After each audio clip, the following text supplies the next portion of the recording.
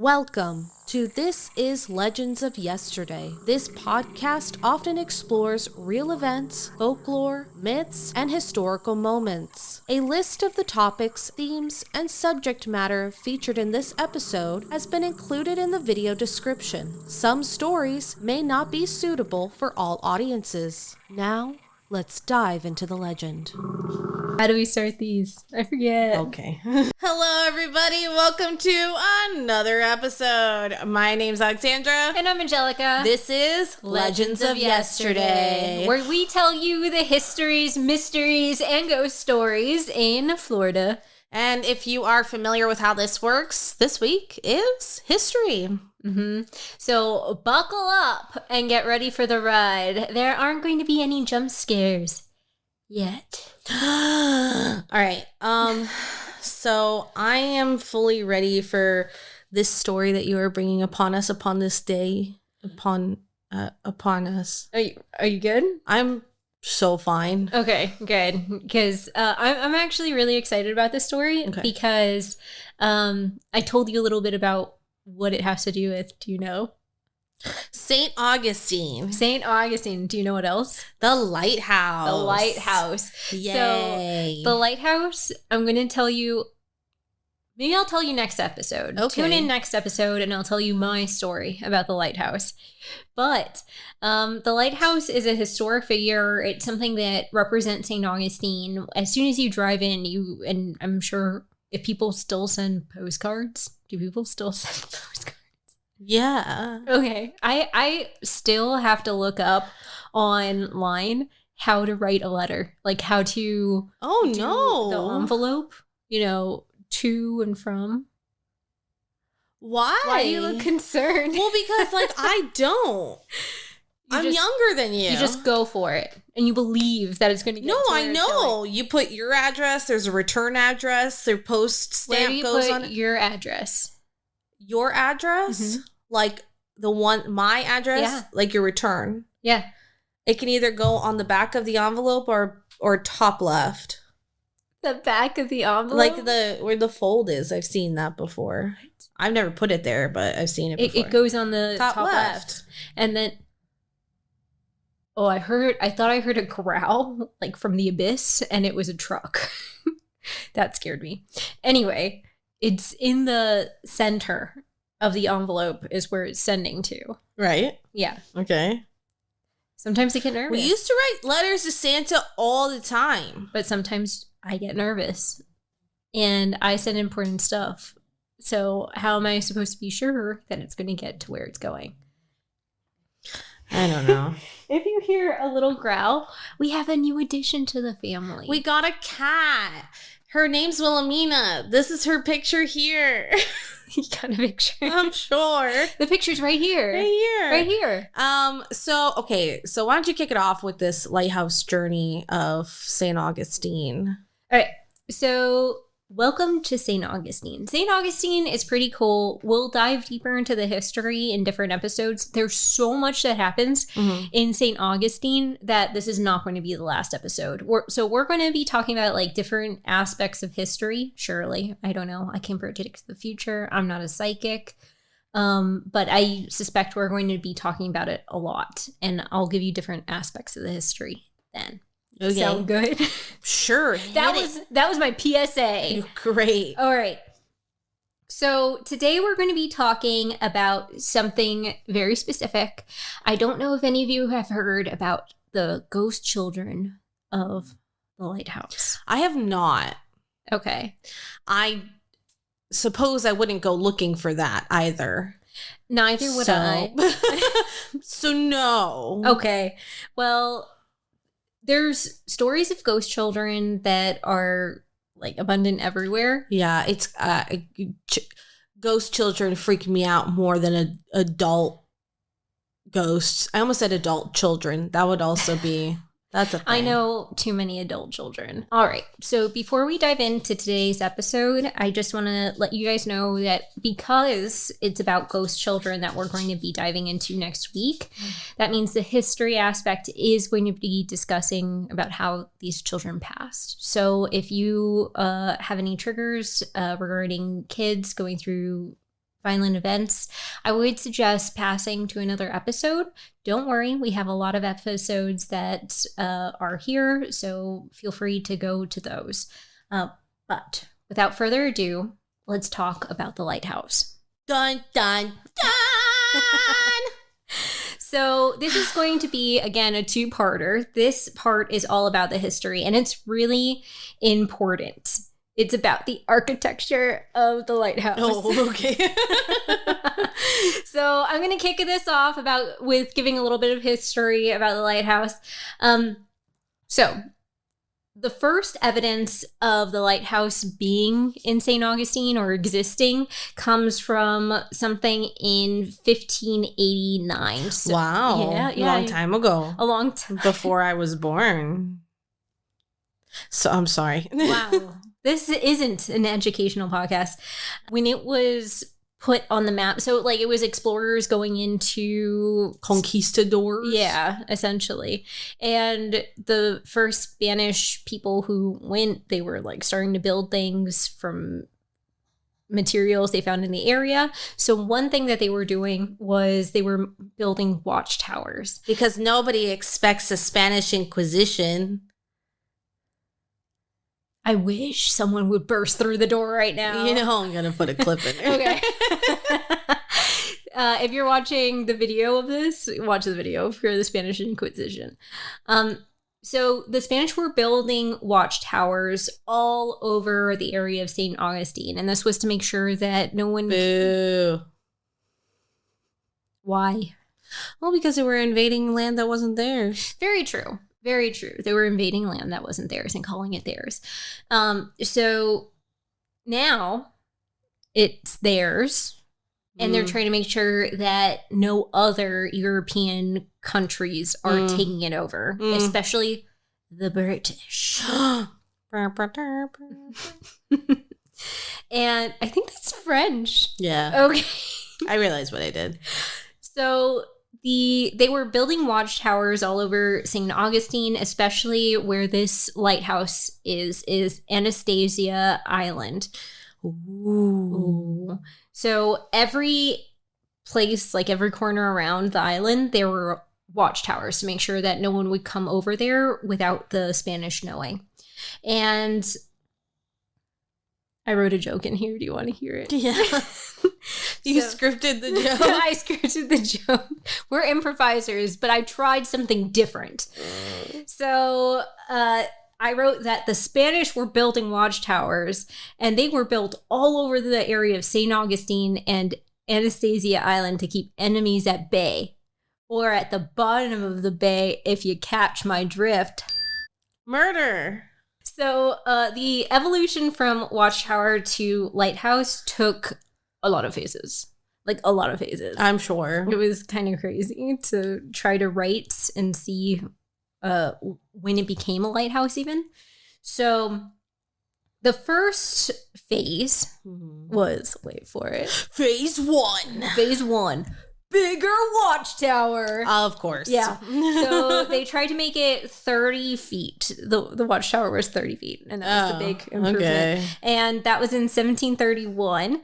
And cool fact, while the Spanish were in charge of that watchtower, it was a safe haven for runaway slaves. So it became a settlement for slaves that had become free. After the 7 Years' War, in 1763, the British were the ones in control. God save the... Oh, now King. I think that's Canadian. No. Canadians, oh, Canada, glorious and free. Oh, right, You've gone to hockey games? I know. No, yeah. God save the Queen. At that point, now it's a king. Oh, no, yeah. So it's not as fun to say anymore. This period when the British were in control was called the British period. The first time that we see the lighthouse referred to as a lighthouse. Cool. And wait for it. The lighthouse was referred to a lighthouse by a picture with a flame on top of it. What? So, like, the only record we have of it being called a lighthouse is a map, and the picture has, like, a tower, and then there's a flame on top of the tower. Like a candle. Yes. Cool. Eventually, Eventually. This lighthouse was torn down for being British. Oh, okay. Yes, I thought you were going to say bigger, what was it? Watch post. It was. Oh my God. So the Spanish took over again and rebuilt. Made bigger light posts. They kept saying it made it bigger, but all I kept Much reading bigger. was 30 feet. That's all I kept reading. Like, it kept saying bigger, and then I kept saying 30 feet. Anyway, the Spanish built it the right way, though, and took control of it again in 1784 after the American Revolution. And now it's no, that's French. You said after the American Revolution. The French is coming, I promise. You said American Revolution. It's the American Revolution. Wait. It's still French. Nope. Okay. Okay. So I don't know where I am right now. I don't know what country I'm in. When I read this is my thought. Like, we're tearing down the lighthouse. Yeah. Or I'm sorry, the watchtower.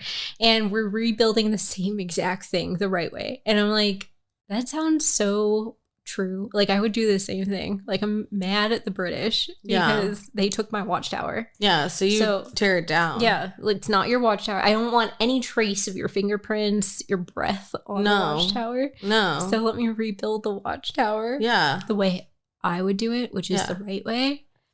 And we have like Spanish in our blood. So I was like, I feel that. These are my ancestors. You're burning stuff down? Burning things to the ground, rebuilding it the right way.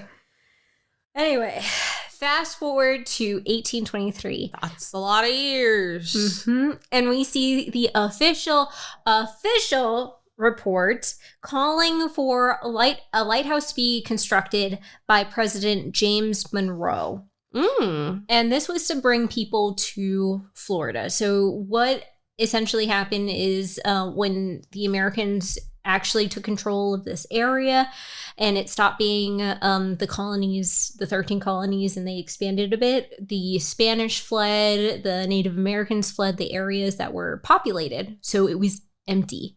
And that was a problem because there's no taxes in that area. Yeah, there's no like showing of growth in these areas. They can't get their money.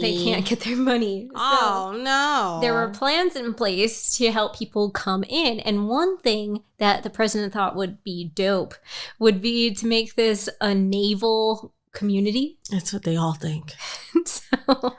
So of course, like blue, white striped lighthouse to show off their naval community. Yeah, cute. So cute.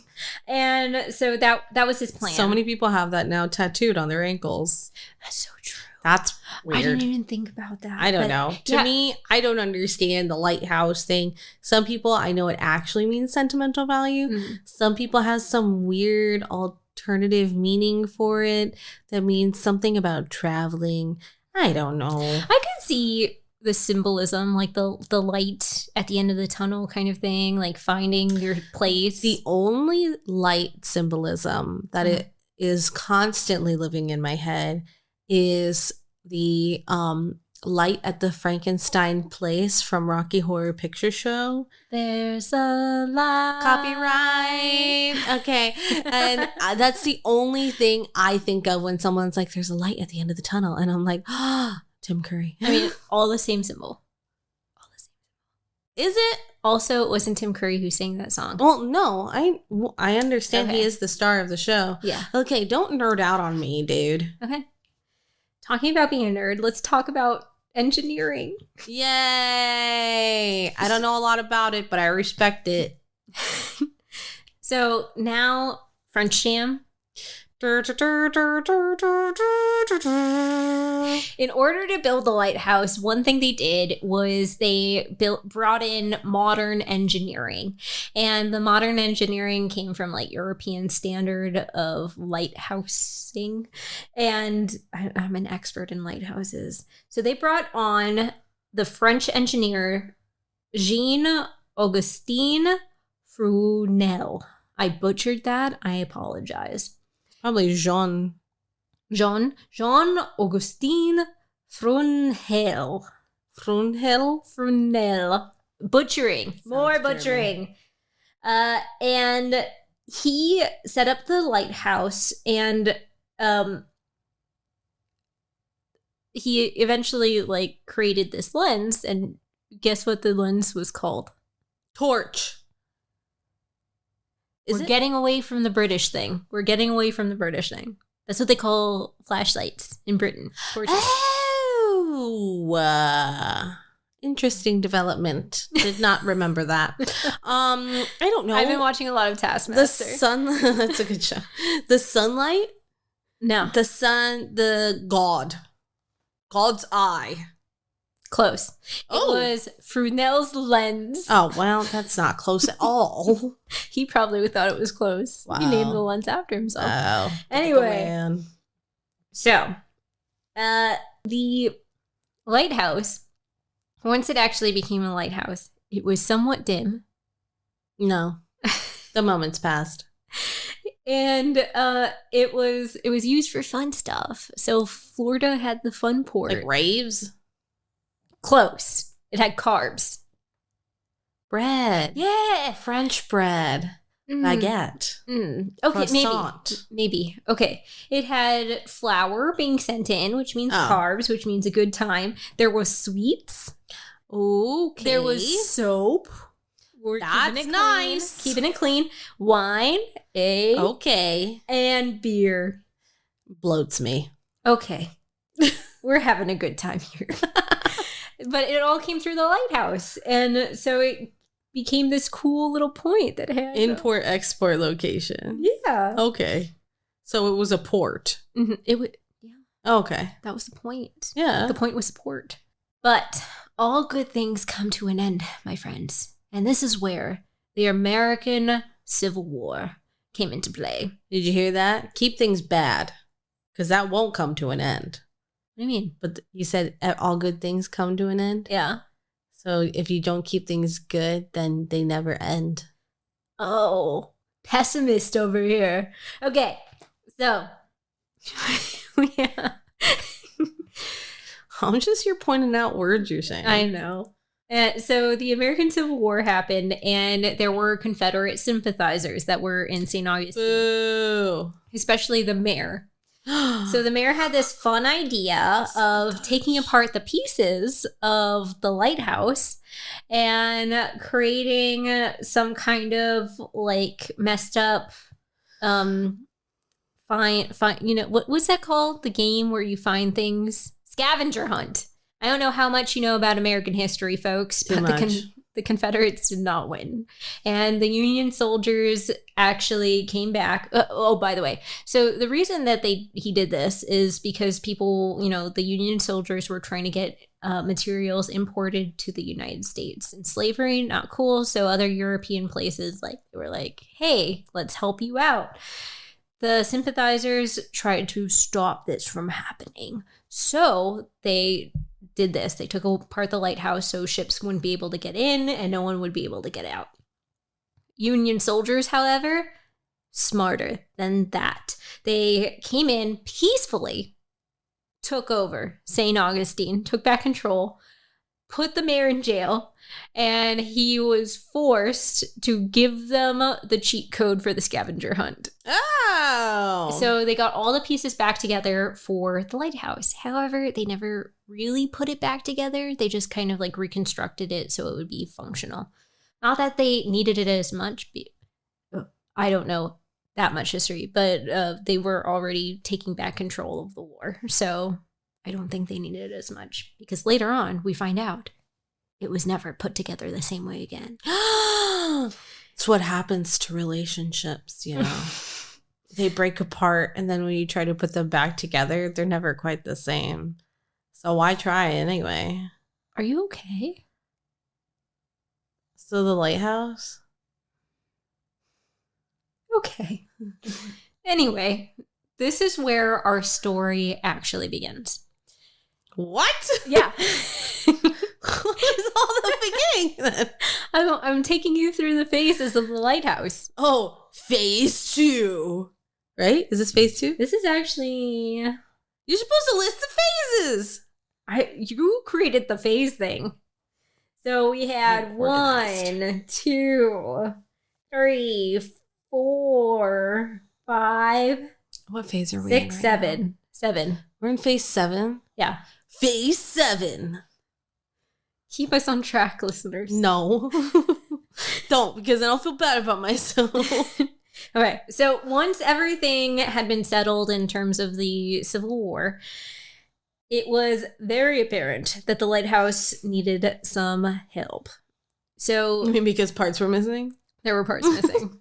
It was literally falling apart. Like, it was going to fall back into the ocean, and there was going to be no more lighthouse. It was just going to be rocks in the water. Okay. So the federal government decided it was time for an upgrade. Construction on the St. Augustine Lighthouse, as we now know it, began in 1871. Victorian times, as it's referred to in the history text. Wow. That I Poofy cited skirts. from. Poofy skirts. Tight waists. Tight waists. Fainting women. Fainting women. Enter. Superintendent. It was superintendent. So I was like, We were paused for like 3 minutes, and she's trying to figure out what she did wrong. She spelled superintendent. I thought it was like representative, underrepresented. It was superintendent. Enter. Superintendent of Enter. Superintendent of Lighthouse. Lighthouse construction. Oh, I'm going to butcher this. Heizeka Pity. Okay. I don't know. I can't correct you. So he was hired to oversee the build. And he brings his whole family to the job site. Ah, the clan. Mm-hmm. Because what says safe place to raise children like construction site? Am I right? Among his kids were Mary, Eliza, Edward, and Karen. And Karen. And Carrie.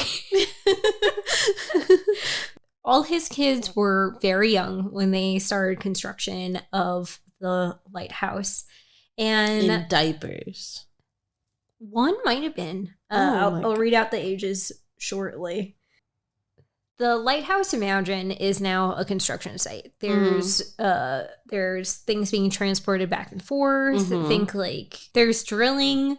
There's things being like heavy material being transported. There's like a ton of people overseeing this. Mm-hmm. Remember, this is something that brings in people to St. Augustine. Mm-hmm. So it's important that it's built. Mm-hmm. And it's important, especially because it's becoming this historic thing and something that really, if you think about it, brought success to the Union in Florida. Did you move my light? Wilhelmina. Do you see a ghost cat shadow in the distance?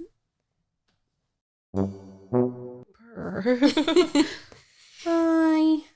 Hey guys, so we're bringing in Wilhelmina. Wilhelmina. She was a little exploring. restless. She was exploring the lights. So if you saw a shadow cat, it was. You saw a full overcast. It was her. It was overcat. So back to the kids and back to the construction site. There's heavy material. There's a bunch of people in this area, and no one's really paying attention to what's going on. They're busy, and things aren't like they were today. Booked and busy. Booked and busy. Booked and busy. Booked and busy. That's what they were. The kids especially loved playing in the construction site. I mean, I remember when I was a kid, we were building something and, or our parents were, we weren't building something. Thank goodness. In our heads, we were building it. Yeah, totally.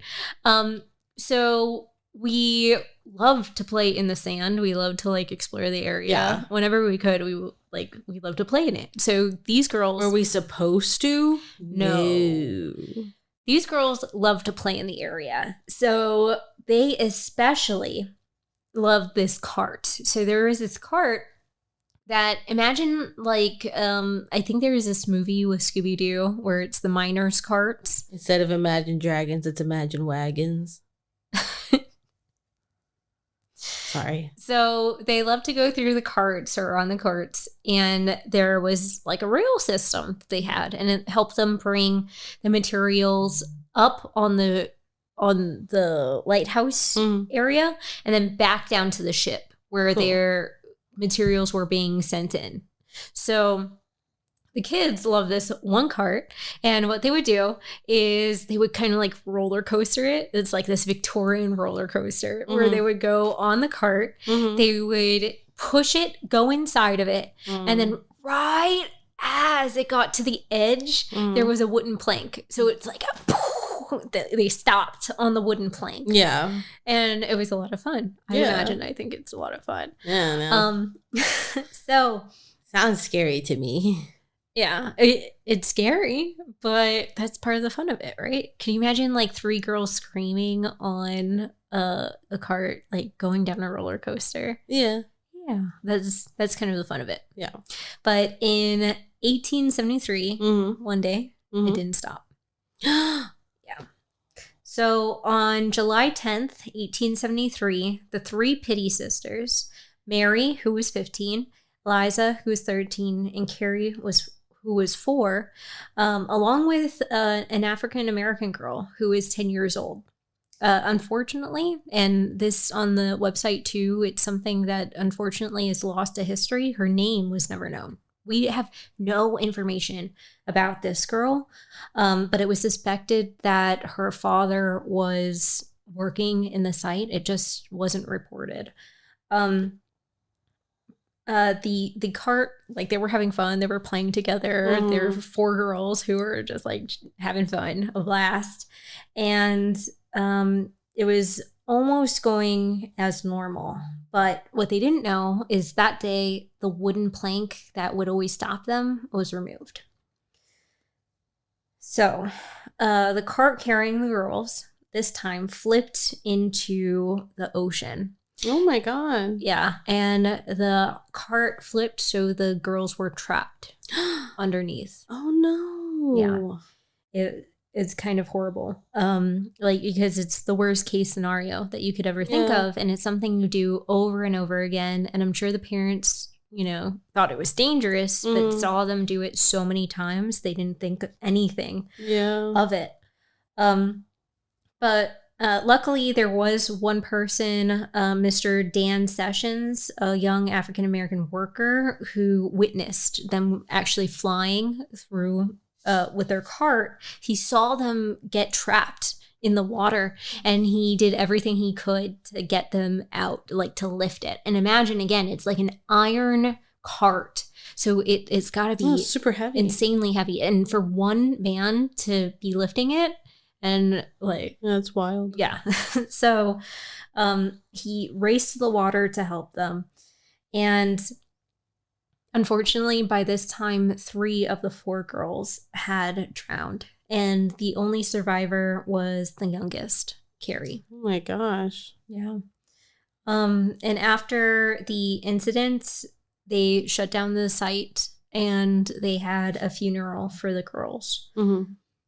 After the funeral, the Pitty family was from Maine originally, so they went back to Maine to bury their daughters and, take some time to rest in their hometown.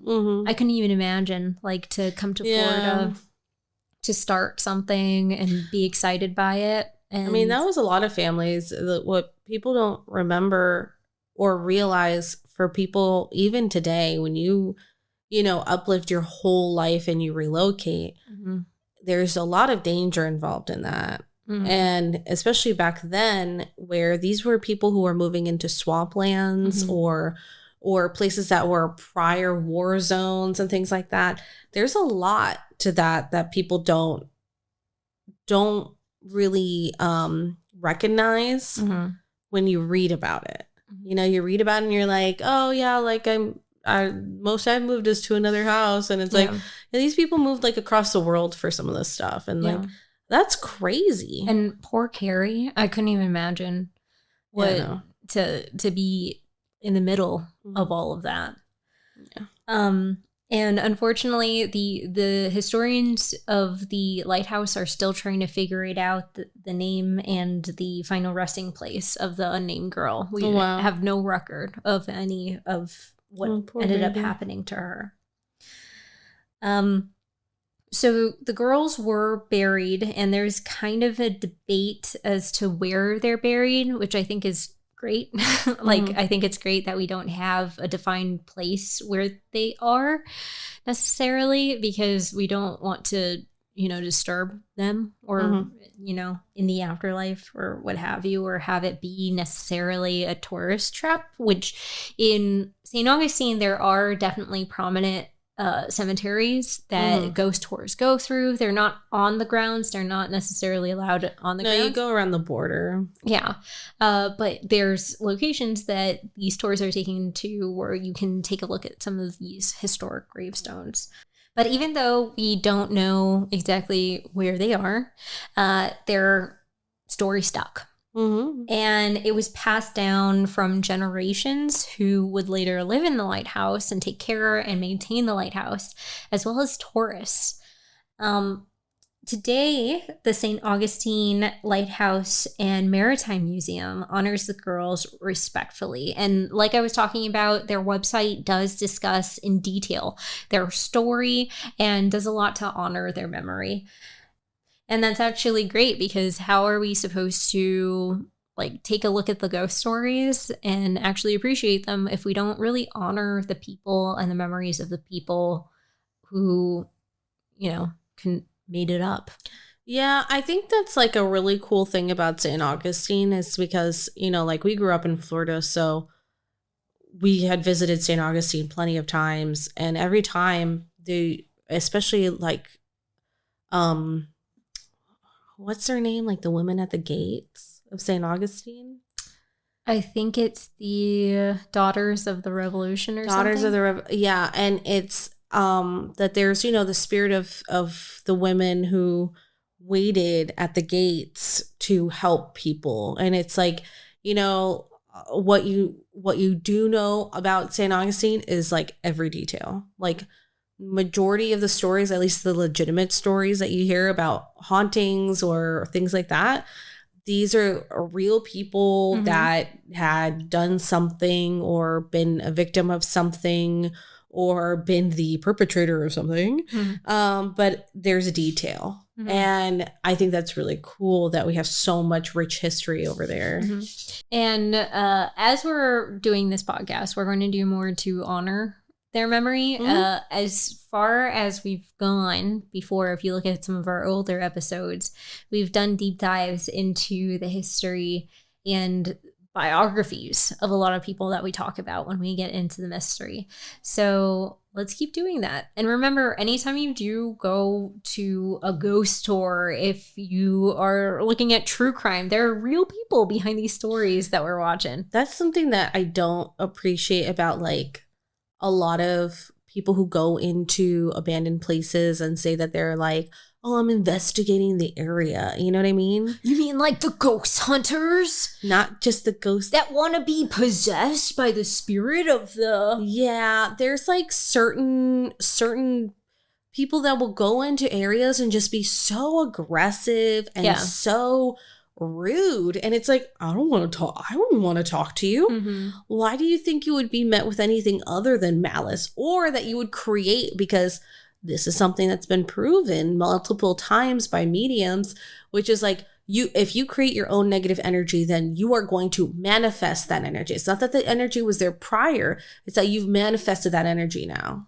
And even if you don't believe in ghosts, I mean, do you really want to be in a room with some aggro dude yelling? Do you want to be that guy? Do you want to be that guy? I don't think so. I don't want to be that guy. I don't want to be that guy. And honestly, I've gotten more out of haunted locations by literally being what's your favorite color?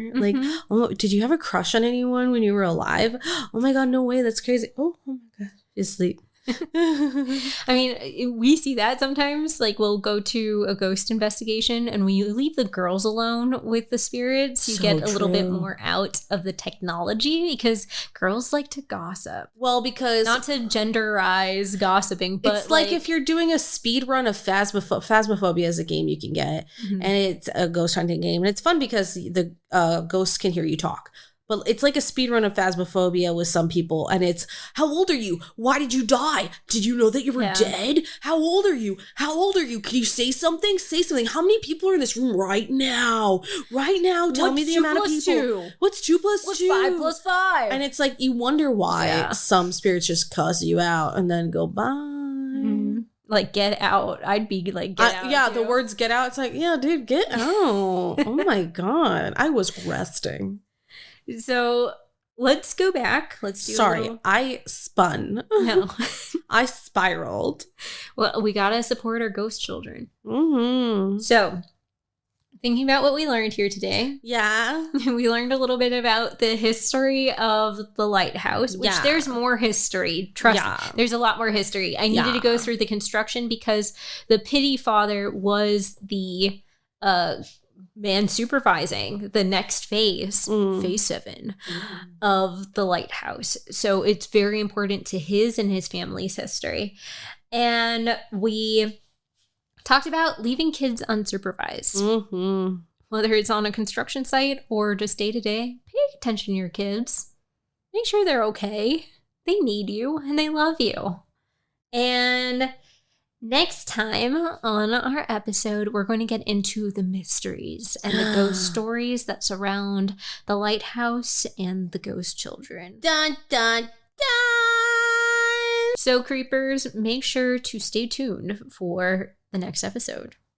Until next time, friends, please make sure to follow us on Instagram on This Is Legends of Yesterday Pod, where you can see all of our ghostly adventures, including our in-person ghost, I don't have to say in-person anymore, including our ghost tours. These ghost tours take you through some of the most haunted locations in Davie, Florida. If you're ever visiting Davie, Florida, contact us. www.thisisimprov.com. And if any of you listeners are favorite people in the United States of America, I don't know. And Sweden. Someone in Sweden Someone listens. in Sweden. I don't know why patriotism came to my lips. Sweden, Germany, somewhere else. I don't know. Anyway, wherever you are, listener, we love you. Thank you for listening. If you have any stories, we would love to talk about them. Just give us permission, send us an email, tell us that you want your story to be heard, and we'd love to talk about it here because we all have a story. Why not talk about it?